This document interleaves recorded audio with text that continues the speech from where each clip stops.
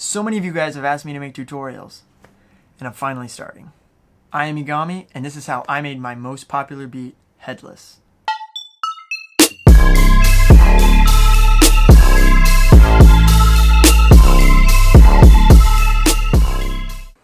So I'm going to split this video into two sections. The first section being more technical, going into the plugins and the sounds that I use to make the beat. And then the second part of the video, which I think is more important, is going to explain why this works, why the beat works, and strategies that you can implement so that you can make bangers and tracks that really catch attention and work. So the beat starts out with this synth patch right here. I'll play it. It's right over here. Watch the knobs. Goes into here.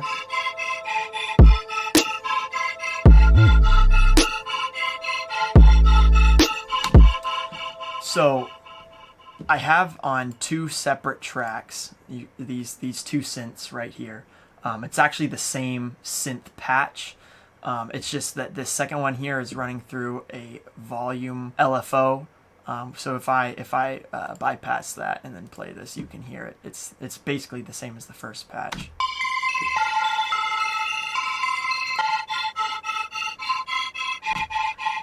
So I have these two, which is the same sound, and this is essentially the character of the beat. This is the sound that goes through the entire track, creates the character of it. You can notice that I have a lot of automation. You saw all those knobs moving. I spent a lot of time creating all the automation for it. However, I think that it was very necessary. I think that's what gives the track its sound, its character. So you can really see actually the knobs, I think, right here.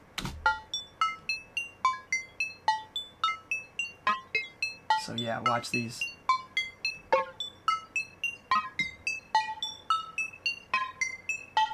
So yeah, you can really see just how much movement is going on in these sounds.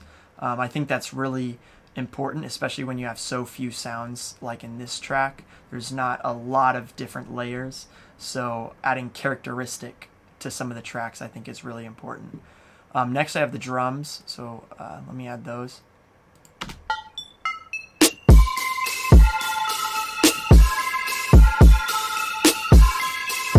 Which it's really just, I have a kick, a snare, and two hi-hats. There's really not a lot going on. I've got the live hi-hats, which I think I did in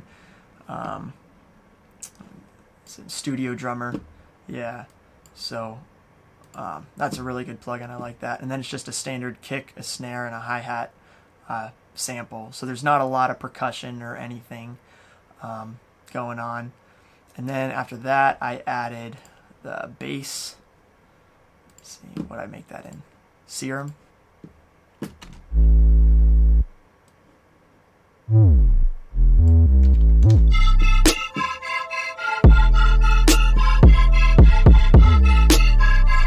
Pretty standard patch. I also have this disco bass thing here, which this is really cool. This is in a program called Monarch, which is like an analog bass, monophonic bass synth. It has a lot of really cool sounds. This is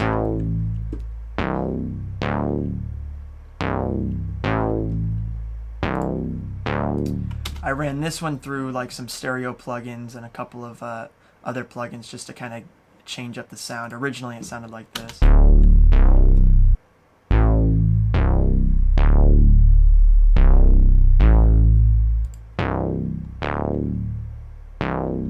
Kind of gives it that width that really makes it sound cool. After that, I know I have that breakdown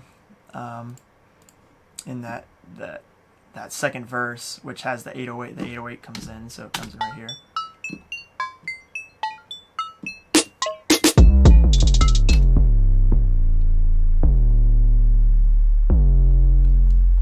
Pretty simple, just an 808.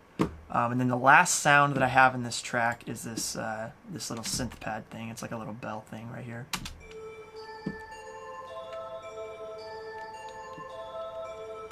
Pretty standard. So if you notice, I don't really have a lot going on in this track. I have a main synth, backing synth, bass sounds, and then very simple drums, a kick, a snare, and 2 hi-hats. So there's not a lot going on at all. And then as far as the mastering, I just ran it through a mix bus, which it doesn't actually have a lot going on. Let's see, I have this is a maximizer plugin, which actually is not doing anything, just raising the level. It's not doing anything at all. It's literally just for raising the level. For some reason I mixed this like really quiet and just needed to raise the level before my limiter. Then the other thing I have is I just have everything running through a limiter. I love FabFilter plugins. This is the Pro L. So let's play it.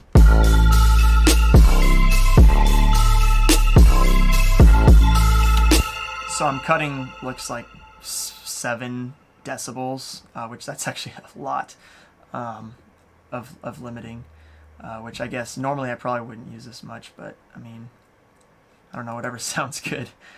So I mean, that's really all I have as far as any kind of mastering goes. It's just a limiter essentially, and that's how I made the beat.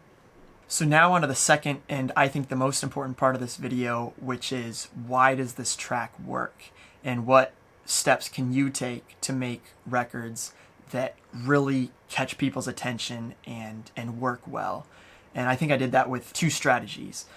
The first one being keeping the listener's attention through changes or subtleties. For example, this is an instrumental record, right?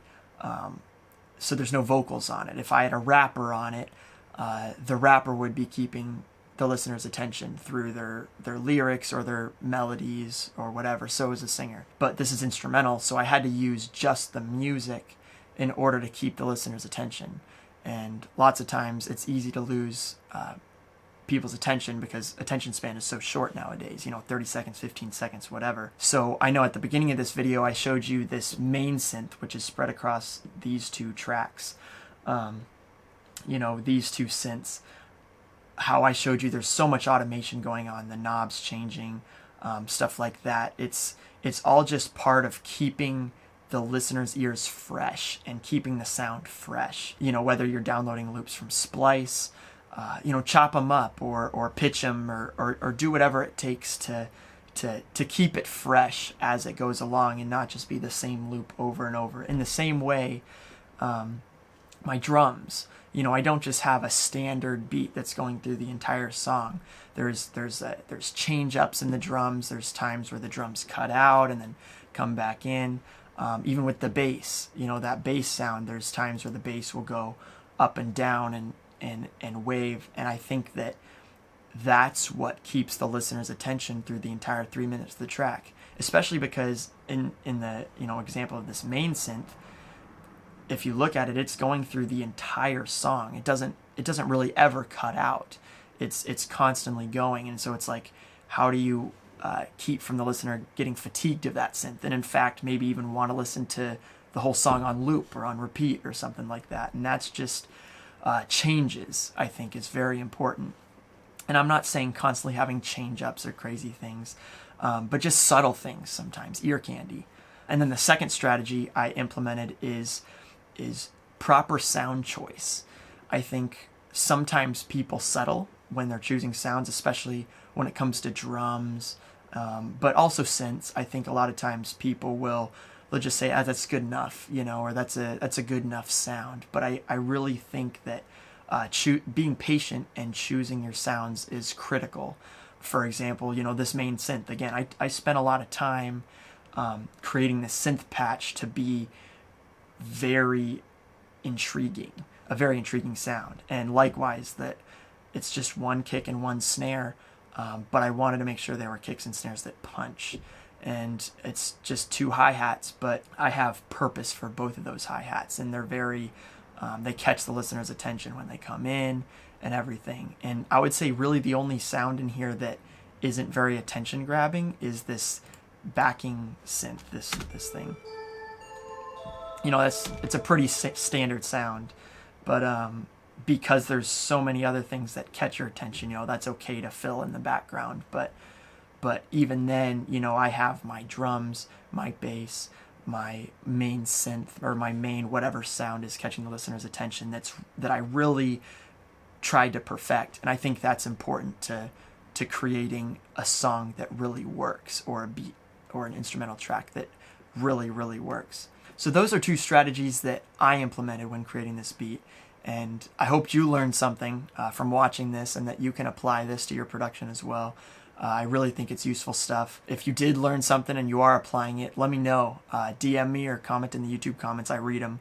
I'm trying to make more videos like these, so if you liked it, definitely subscribe and like this video, and hit the bell button, because that'll allow you to be notified whenever I release more content like this and more tutorials. I hope this information is useful to you, and good luck creating.